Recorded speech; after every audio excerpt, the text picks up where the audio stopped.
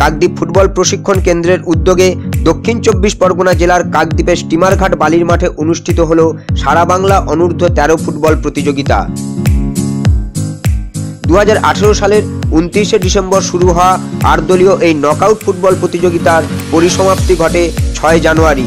এদিন ফাইনালে অংশগ্রহণ করে নামখানা ফুটবল একাডেমি ও অক্ষয়নগর নবযুবক সংঘ।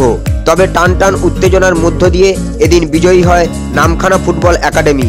এ বিষয়ে আয়োজক সংস্থার সহ সম্পাদক অরুণ চক্রবর্তী বলেন, সুন্দরবন অঞ্চলের শিশু ফুটবলারদের উৎসাহিত করতে এই ফুটবল প্রতিযোগিতার আয়োজন করা হয়েছিল। এই প্রতিযোগিতাকে ঘিরে যথেষ্ট সাড়াও মিলেছে। কেন্দ্র এই মাঠে আমরা ক্ষুদে শিশুদের ফুটবল প্রশিক্ষণ দিয়ে থাকি। ছোট ছোট শিশুদের ফুটবল খেলার প্রতিযোগিতামূলক ফুটবল খেলার কোনো জায়গা আমাদের কাকদ্বীপে নেই বা কোথাও হয় না। এই জন্য আমরা শুরু করেছি কলকাতা বেবি লিগের কথা মাথায় রেখে সারা বাংলা অনূর্ধ্ব 13 ফুটবল প্রতিযোগিতা। তবে প্রতিযোগিতার শেষ দিনে পুরস্কার বিতরণী অনুষ্ঠানে উপস্থিত ছিলেন সুন্দরবন উন্নয়ন মন্ত্রী মন্টুরাম পাখিরা।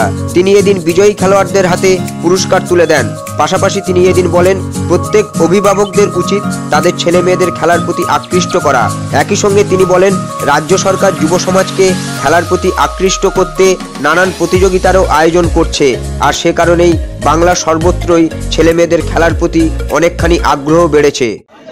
আমাদের কাকদ্বীপে এই মুহূর্তে সর্বক্ষেত্রে আমাদের সংস্কৃতি, শিক্ষা, খেলাধুলায় প্রতিটা ক্ষেত্রে আমাদের কাকদ্বীপের মানুষ তারা অনেক উন্নত হয়েছে।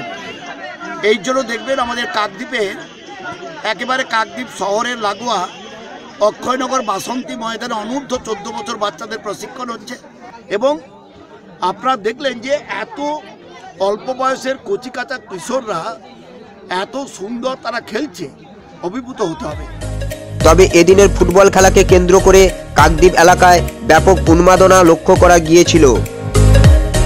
কাকদ্বীপ থেকে রাজা দাসের রিপোর্ট, বিশ্ব সমাচার। আমাদের খবর যদি আপনাদের ভালো লেগে থাকে তাহলে আমাদের চ্যানেলটি অবশ্যই সাবস্ক্রাইব করুন আর আমাদের খবর সবার আগে দেখার জন্য বেল বাটনটিতে ক্লিক করুন।